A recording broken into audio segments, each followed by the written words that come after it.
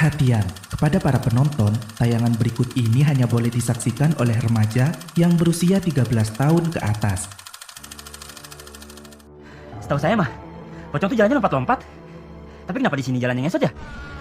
Hai semua, pocong aslinya melayang, di film lompat-lompat. Lah ini kok ngesot, ini film bukan sih?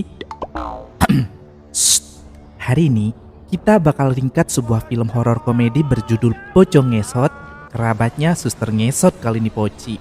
Film ini dirilis pada tahun 2011 dan kalian masih nanya sutradaranya siapa? Tentu judul yang menggelitik seperti ini cuma karyanya Abang Nayato Fionuala kita tercinta.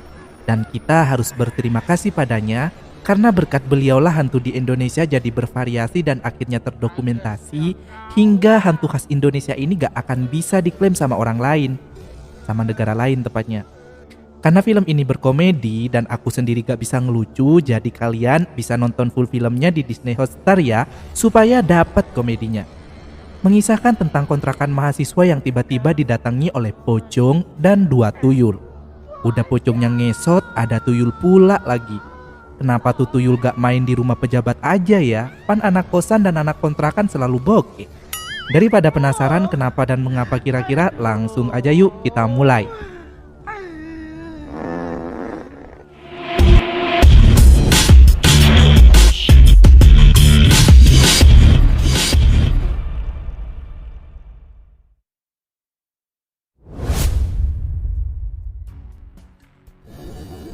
Adegan dimulai dari 3 mahasiswa yang berlomba tahan pedas 1 mangkok cabai di kontrakannya. 3 orang itu adalah Cole, Kubil, dan Bonar alias Bonbon, permen kali ah. Setelah melihat kebodohan 3 pria ini, datanglah seorang pria lagi dari kampung Cikedot bernama Asep Surasep, berwajah kasep tanpa resep, masakan dari DBM kampung. Bonar dan Kubil menyuruh Asep sekamar dengan Panda, si bences latah yang suka nyuri kancing. Setelah berkenalan dengan Asep, Panda lalu pergi ke kamar mandi di mana masih ada Cole yang berak dan tangannya gak disiram. Usai mandi, Panda lalu menyindir Asep karena nama ayam yang dibawa Asep justru lebih bagus daripada nama Asep sendiri. Nama ayamnya tahu gak guys siapa? Albert. Keren gak tuh? Untung gak pakai Einstein ya. Kejadian lucu lainnya tuh ayam laki ini malah berak di muka Asep dan tainya malah dicicipi sama Panda sebelum berangkat kuliah. Waras jis. Setibanya di kampus, Kubil berencana akan pergi ke Tikotik nanti malam sebagai sambutan merayakan kedatangan teman kontrakan barunya, yaitu si Asep. Dia mengajak Panda tapi Panda gak mau ikut, lalu ngajak 2 teman ceweknya yang bernama Preti dan Devina. Malamnya mereka pun joget-joget, namanya juga Tikotik, ya joget lah mau ngapain lagi. Dan si Asep yang mama bobo mulai bertingkah konyol tuh guys. Keesokan paginya, Panda kaget karena Asep ngorok dan nyumpel mulut si Asep dengan sendal lalu dikentin. Bonar mencegat Panda sebelum pergi ke kampus karena kancingnya hilang lagi. Tapi Panda berkata hari ini dia sedang gak pakai kecut.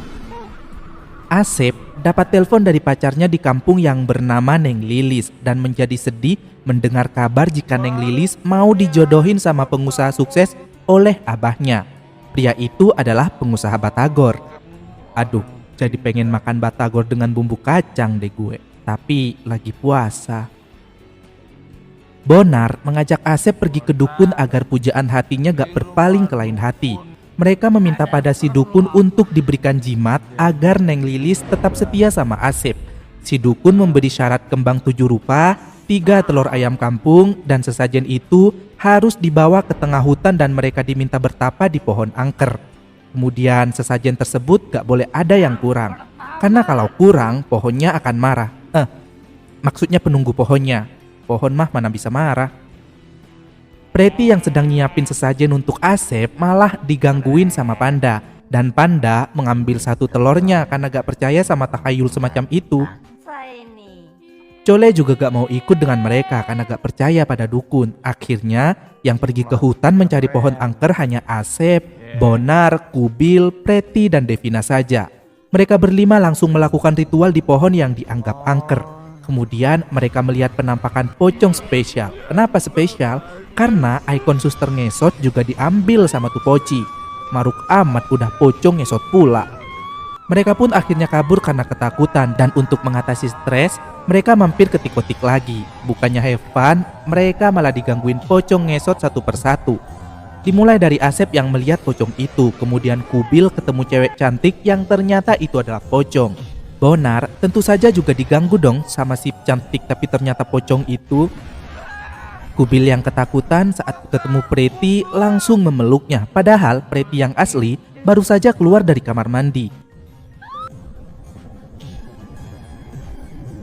Setelah mengalami kejadian aneh, mereka akhirnya kembali ke kontrakan dalam keadaan takut. Mereka bertiga, Asep, Kubil, dan Bonar sama-sama merenung memikirkan kenapa pocong itu ngesot. Kemudian Cole yang memakai masker mengejutkan mereka semua.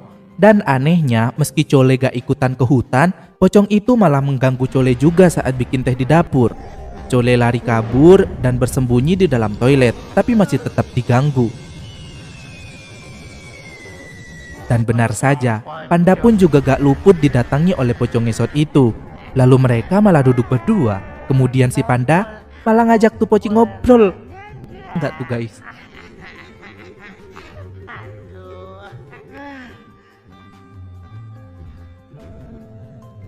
Asep, Kubil, dan Bonar sembunyi di kamar. Tapi tiba-tiba ada yang ngetok pintu dan terdengar suara Asep. Kubil dan Bonar pun terkejut karena Asepnya ada dua. Dan rupanya yang bersama mereka bukanlah Asep yang asli, melainkan pocong.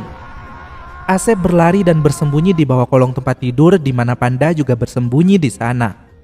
Sementara itu, Preti dan Devina yang baru sampai di kontrakan masih memperdebatkan pocong karena tadi Devina gak melihatnya. Dia ikut lari karena semuanya pada lari. Dan benar saja, gak berapa lama kemudian saat mereka mengobrol, pocong ngesot itu mendatangi mereka. Mereka juga mendapat gangguan suara ketokan pintu dan dua tuyul yang sedang santuy duduk di atas kipas angin. Kosmos Modesdes yang bisa nempel di lantai dan di lidah.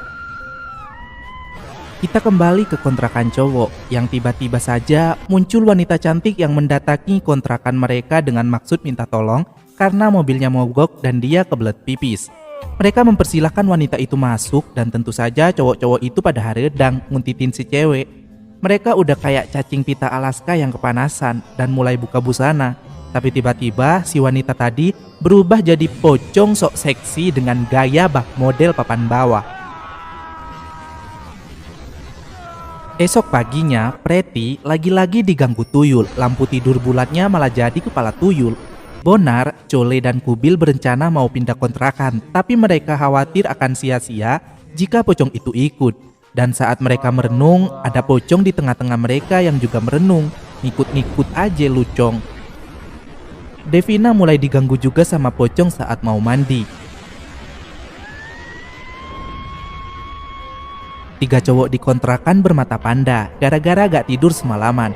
Tapi sampai pagi pun mereka tetap digangguin sama pocong. Panda yang baru selesai jogging jadi takut masuk ke kontrakan.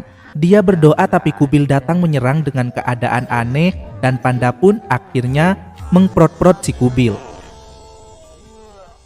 Kubil rupanya kesurupan setan Sakne dengan lidah melet-melet dan Bonar menyemprotnya dengan baygon hingga Kubil kembali sadar. Cara terbaru nyembuhin orang kesurupan tuh. Asep yang tidur pulas mendapat telepon dari Neng Lilis, namun tiba-tiba teleponnya terputus dan Asep mulai diganggu sama pocong. Kemudian sandalnya terlihat jalan sendiri. Lalu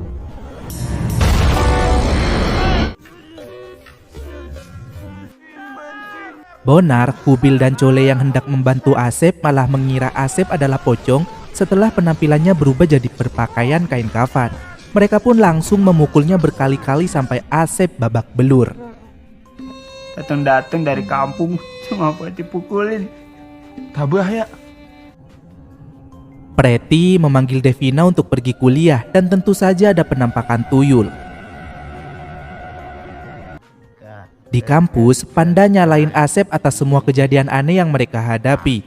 Tapi Asep membela diri jika itu semua dia lakukan karena gak ingin kehilangan cintanya Neng Lilis. Dan Bonarlah yang nyuruh pergi ke dukun. Saat Panda ngoceh, tiba-tiba Asep berubah jadi wanita yang mirip Sule Prikitiu sebelum berubah lagi jadi Poci.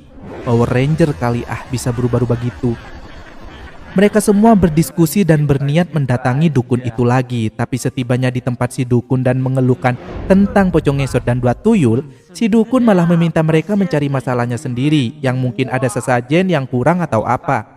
Lalu si dukun pamit pergi buru-buru dengan alasan ada rapat pertemuan antar dukun sejabodetabek. Lilis datang ke kontrakan Asep. Karena gak boleh ada perempuan di kontrakan cowok, Asep pun akan mengantar Lilis ke kosannya Preti. Asep meminta maaf pada Lilis dan sangat menyesal. Karena saking terlalu sayangnya dan gak ingin kehilangan Lilis, Asep jadi berurusan dengan dukun dan meminta jimat. Tentu saja Lilis sedikit kecewa mendengar pengakuan Asep, karena itu artinya Asep gak percaya akan ketulusan cintanya. Namun Lilis masih menghargai kejujuran Asep. Malam harinya, si dukun didatangi oleh wanita cantik bernama Susi yang baru saja menjanda. Susi meminta ilmu pelet untuk memikat pria kaya raya. Karena Susi gak punya uang untuk membayar, maka dia akan membayar dengan genjotan tubuhnya. Saat dienakin, tiba-tiba Susi berubah jadi poci. Preti lagi-lagi dihantui oleh pocong dan dia berlari menemui Devina di kamar lain. Tiba-tiba ada yang mengetok pintu. Mereka tentu khawatir itu hantu, tapi ternyata itu adalah Lilis. Mereka mempersilahkan Lilis masuk karena sudah diberitahu oleh Asep jika Lilis akan menumpang nginap di kosannya. Mereka berdua memberitahu Lilis jika di tempatnya sedang ada pocong ngesot dan dua tuyul. Lilis berkata akan mencoba berkomunikasi dengan hantu itu menggunakan ilmu yang dimilikinya.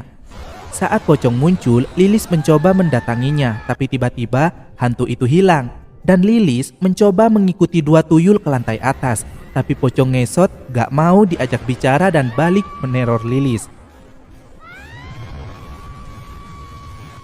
Di kontrakan cowok, Chole merasa heran karena dirinya dan Panda gak ikutan ke hutan. Kenapa diteror juga?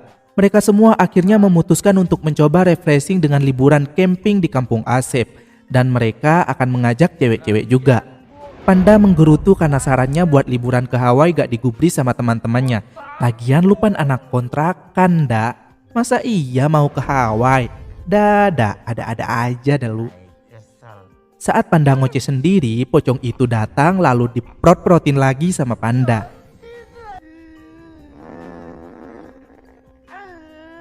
Keesokannya, mereka mulai siap-siap untuk pergi. Sebelum itu, Bonar sempat diteror yang membuatnya ngeri. Lalu mereka semua meminta Panda membawakan tas dan barang-barang mereka ke mobil. Malamnya lagi, saat mereka berkemah dan duduk di pinggir api unggun, perut Panda tiba-tiba mules dan minta diantarin untuk buang pipis. Dan Kubil ditugaskan untuk menemaninya, sementara yang lain masuk ke dalam tenda untuk istirahat. Karena Kubil juga sesak berak, mereka pun akhirnya berak bersama saling bertolak belakang, di mana di tengah-tengah mereka ternyata ada pocong yang sedang buang tai juga. Sebelum mereka lari, mereka berakin tuh poci dulu. Di dalam tenda cewek, Lilis teriak saat melihat ada pocong di sebelahnya. Kubil dan Panda datang ke tenda sambil membawa pocong bertai dan bikin rusuh.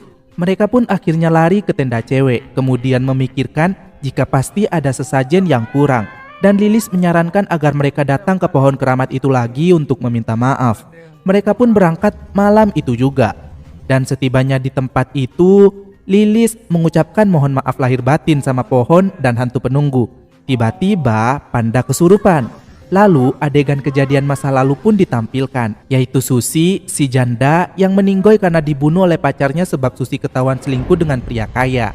Sebelum dihabisi, kaki Susi dibedong hingga patah, makanya jadi pocong ngesot.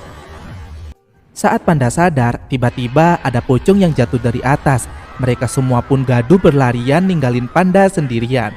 Panda malah ngobrol sama tuh poci dan memberikan uang.